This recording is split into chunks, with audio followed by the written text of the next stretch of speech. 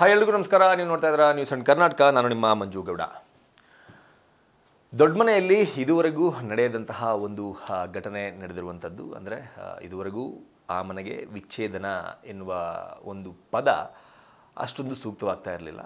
ಮೊದಲನೇದಾಗಿ ಈ ಮನೆಯಲ್ಲಿ ರಾಘವೇಂದ್ರ ರಾಜ್ಕುಮಾರ್ ಅವರ ಕಿರಿಯ ಪುತ್ರ ಯುವರಾಜ್ ಕುಮಾರ್ ಅವರು ಡಿವೋರ್ಸ್ಗೆ ಅರ್ಜಿಯನ್ನು ಸಲ್ಲಿಸಿರುವಂಥದ್ದು ಕಳೆದ ಕೆಲವು ದಿನಗಳ ಹಿಂದೆ ಸಾಕಷ್ಟು ಸುದ್ದಿಯಾಗಿತ್ತು, ಸಾಕಷ್ಟು ವೈರಲ್ ಆಗಿತ್ತು. ಇದಕ್ಕೆ ಸಾಕಷ್ಟು ಕಾರಣಗಳನ್ನು ಯುವರಾಜ್ ಕುಮಾರ್ ಅವರು ಒಂದು ಕಡೆ ಕೊಟ್ಟಿದ್ದಾರೆ, ಮತ್ತೊಂದಷ್ಟು ಕಾರಣಗಳನ್ನು ಅವರ ಪತ್ನಿಯಾಗಿರುವಂತಹ ಶ್ರೀದೇವಿ ಭೈರಪ್ಪ ಅವರು ಮತ್ತೊಂದು ಕಡೆ ಕೊಡ್ತಾ ಇದ್ರು. ಈ ಇಬ್ಬರ ವಾದ ಪ್ರತಿವಾದವನ್ನು ಒಂದಷ್ಟು ಜನ ಆಲ್ರೆಡಿ ಅವರನ್ನು ಇಷ್ಟಪಡುವಂತಹ ಅಭಿಮಾನಿಗಳು ಸಹ ನೋಡಿದ್ದಾರೆ, ಕರ್ನಾಟಕದ ಜನರು ಸಹ ಸೋಷಿಯಲ್ ಮೀಡಿಯಾಗಳಲ್ಲಿ ನೋಡಿದ್ದಾರೆ. ಅದಲ್ಲದೆ ಇಬ್ಬರ ಪರವಾಗಿ ವಾದ ಮಾಡ್ತಾ ಇರುವಂತಹ ವಕೀಲರು ಕೂಡ ಈ ಪ್ರಕರಣಕ್ಕೆ ಸಂಬಂಧಪಟ್ಟಂತೆ ಸಾಕಷ್ಟು ಮಾಹಿತಿಗಳನ್ನು, ಸಾಕಷ್ಟು ವಿಷಯಗಳನ್ನು ಹಂಚಿಕೊಂಡಿದ್ದು ಆಗಿದೆ. ಈ ಏನು ಯುವರಾಜ್ ಕುಮಾರ್ ಅವರು ಒಂದು ವಿಚ್ಛೇದನಕ್ಕೆ ಅರ್ಜಿಯನ್ನು ಸಲ್ಲಿಸಿದ್ರು, ಆ ಅರ್ಜಿಯ ವಿಚಾರಣೆ ಇವತ್ತು ನಡೆದಿದೆ. 1ನೇ ಹೆಚ್ಚುವರಿ ಕೌಟುಂಬಿಕ ನ್ಯಾಯಾಲಯದ ನ್ಯಾಯಾಧೀಶೆ ಕಲ್ಪನಾ MS ಅವರು ಈ ಅರ್ಜಿಯ ವಿಚಾರಣೆಯನ್ನು ನಡೆಸಿ ಆಗಸ್ಟ್ 23ಕ್ಕೆ ಈ ಅರ್ಜಿಯ ವಿಚಾರಣೆಯನ್ನು ಮುಂದೂಡಿದ್ದಾರೆ. ಅದಾದ ನಂತರ ಈ ಅರ್ಜಿ ವಿಚಾರಣೆ ಮುಂದಿನ ತಿಂಗಳು ಅಂದರೆ ಆಗಸ್ಟ್ 23ಕ್ಕೆ ಮುಂದೂಡಿದ ನಂತರ ನ್ಯಾಯಾಧೀಶರು ಹೇಳಿದ್ದು ಏನಪ್ಪ ಅಂತಂದರೆ, ಮೊದಲು ಕೌನ್ಸಿಲಿಂಗ್ ಆಗಬೇಕು, ಕೌನ್ಸಿಲಿಂಗ್ ಮುಕ್ತಾಯದ ಬಳಿಕ ಇಬ್ಬರ ತೀರ್ಮಾನವನ್ನು ಕೇಳಬೇಕು, ಬಳಿಕ ವಿಚ್ಛೇದನದ ಆಕ್ಷೇಪಣೆಯ ವಾದವನ್ನು ಕೇಳೋದಾಗಿ ನ್ಯಾಯಾಧೀಶರು ಇವತ್ತು ತಿಳಿಸಿದ್ದಾರೆ.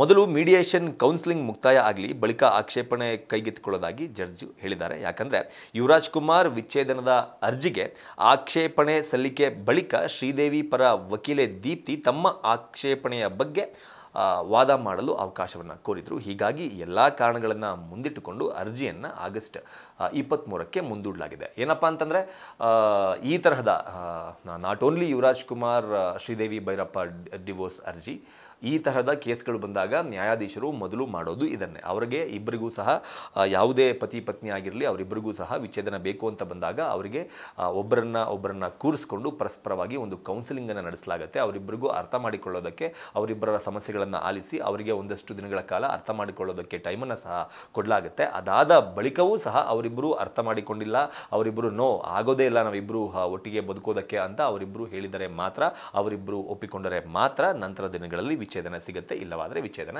ಸಿಗಲ್ಲ. ಇದು ನಮ್ಮ ಕಾನೂನು. ಹಾಗಾಗಿ ಈ ಅರ್ಜಿಯ ವಿಚಾರಣೆ ಆಗಸ್ಟ್ 23ಕ್ಕೆ ಹೋಗಿದೆ. ಅಲ್ಲಿ ಏನಾಗುತ್ತೆ ಅನ್ನೋದನ್ನು ನಾವು ಮುಂದಿನ ದಿನಗಳಲ್ಲಿ ಕಾದು ನೋಡಬೇಕಾಗತ್ತೆ. ಇದರ ಜೊತೆಗೆ ಈ ಅರ್ಜಿ ವಿಚಾರಣೆ ಮುಗೀತು. ಅರ್ಜಿ ವಿಚಾರಣೆ ಮುಗಿದ ನಂತರ ಶ್ರೀದೇವಿ ಭೈರಪ್ಪ ಮತ್ತೆ ಅವರು ಅಮೆರಿಕಕ್ಕೆ ವಿದ್ಯಾಭ್ಯಾಸಕ್ಕಾಗಿ ವಾಪಸ್ ಹೊರಡೋದಕ್ಕಿಂತ ಮುಂಚೆ ಅವರು ತಮ್ಮ ಇನ್ಸ್ಟಾಗ್ರಾಮ್ನ ಸ್ಟೇಟಸ್ನಲ್ಲಿ ಒಂದಷ್ಟು ವಿಚಾರವಾಗಿ ಒಂದಷ್ಟು ಸಾಲುಗಳನ್ನು ಬರೆದುಕೊಂಡು ವಾಪಸ್ ಅವರು ಅಮೆರಿಕಕ್ಕೆ ಹಾರಿದ್ದಾರೆ ಅಂತಲೇ ಹೇಳಬೇಕು. ಏನಂತ ಬರೆದುಕೊಂಡಿದ್ದಾರೆ ಅನ್ನೋದನ್ನು ನಾವು ನೋಡೋದೇ ಆದರೆ, ಕಳೆದ 15 ದಿನಗಳಿಂದ ನಾನು ಕರ್ನಾಟಕದಲ್ಲಿ ನನ್ನ ಕುಟುಂಬದ ಜೊತೆ ಇದ್ದಾಗ ನನ್ನ ಖಾಸಗಿ ಬದುಕನ್ನು ಗೌರವಿಸಿ ನನ್ನ ಘನತೆಯನ್ನು ಕಾಪಾಡುವಲ್ಲಿ ಅತ್ಯಂತ ಸೂಕ್ಷ್ಮ ಮತ್ತು ಜವಾಬ್ದಾರಿಯುತ ನಡೆ ತೋರಿದ ಮಾಧ್ಯಮದ ಪ್ರತಿಯೊಬ್ಬರಿಗೂ ನಾನು ಪ್ರಾಮಾಣಿಕವಾಗಿ ನನ್ನ ಹೃದಯಾಂತರಾಳದಿಂದ ಧನ್ಯವಾದಗಳನ್ನು ಹೇಳಲು ಬಯಸ್ತೀನಿ. ಕಳೆದ 7 ತಿಂಗಳುಗಳು ತೀವ್ರ ಒತ್ತಡ ಮತ್ತು ಆಘಾತದಿಂದ ಕೂಡಿದ್ದವು. ನನ್ನೊಂದಿಗೆ ಶಕ್ತಿಯಾಗಿ ನಿಂತ ನನ್ನ ಕುಟುಂಬ, ಸ್ನೇಹಿತರು, ಚಲನಚಿತ್ರ ರಂಗದ ಬಂಧುಗಳು, ಅನ್ಯಾಯದ ವಿರುದ್ಧ ದನಿ ಎತ್ತಿ ನನ್ನ ಪರ ನಿಂತ ಪ್ರತಿಯೊಬ್ಬರಿಗೂ, ವಿಶೇಷವಾಗಿ ನನ್ನೊಂದಿಗೆ ದುಃಖಿಸಿ ಸಾಂತ್ವನವನ್ನು ಹೇಳಿದ ನನ್ನ ವಿದ್ಯಾರ್ಥಿಗಳಿಗೆ ನಾನು ಧನ್ಯವಾದಗಳನ್ನು ಅರ್ಪಿಸ್ತೇನೆ. ನನ್ನ ಶಕ್ತಿಯನ್ನು ಮರಳಿ ಪಡೆಯಲು ಮತ್ತು ನ್ಯಾಯದ ಪರ ಹೋರಾಡಲು ನೀವೆಲ್ಲರೂ ನನಗೆ ಸಹಾಯ ಮಾಡಿದ್ದೀರಿ.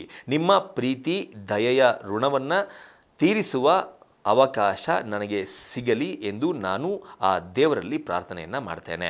ಸತ್ಯ ಮತ್ತು ನ್ಯಾಯ ಮೇಲುಗೈ ಸಾಧಿಸುತ್ತದೆ ಅಂತ ನಾನು ನಂಬಿದ್ದೇನೆ ಹಾಗೂ ಅದಕ್ಕಾಗಿ ಹೋರಾಟವನ್ನು ಮಾಡ್ತೀನಿ ಎಂದು ನಾನು ಪುನರುಚ್ಚರಿಸ್ತಾ ಇದ್ದೇನೆ. ನನ್ನ ಮೇಲೆ ಮಾಡಿರುವ ಪ್ರತಿಯೊಂದು ಸುಳ್ಳು ಆರೋಪದಿಂದ ಮುಕ್ತಳಾಗುವವರೆಗೆ ನನ್ನ ದಾರಿಗೆ ಏನೇ ಎದುರಾದರೂ ಕೂಡ ನಾನು ಹೆದರೋದಿಲ್ಲ. ಹಾರ್ವರ್ಡ್ನಲ್ಲಿ ನಾನೊಂದು ಶೈಕ್ಷಣಿಕ ಯೋಜನೆಯನ್ನು ಶುರು ಮಾಡಿದ್ದು, ಆ ಕಾಯಕವನ್ನು ಮುಂದುವರಿಸಲು ನಾನು ಅಮೆರಿಕಾಗೆ ಹಿಂತಿರುಗ್ತಾ ಇದ್ದೇನೆ. ಈ ಸಮಯವು ನನಗೆ ಇನ್ನಷ್ಟು ಕಲಿಯಲು, ಬೆಳೆಯಲು ಮತ್ತು ಎಲ್ಲ ಆಘಾತಗಳಿಂದ ಗುಣಮುಖಳಾಗಲು ಸಹಾಯವನ್ನು ಮಾಡುತ್ತದೆ ಅಂತ ನಾನು ನಂಬಿದ್ದೇನೆ.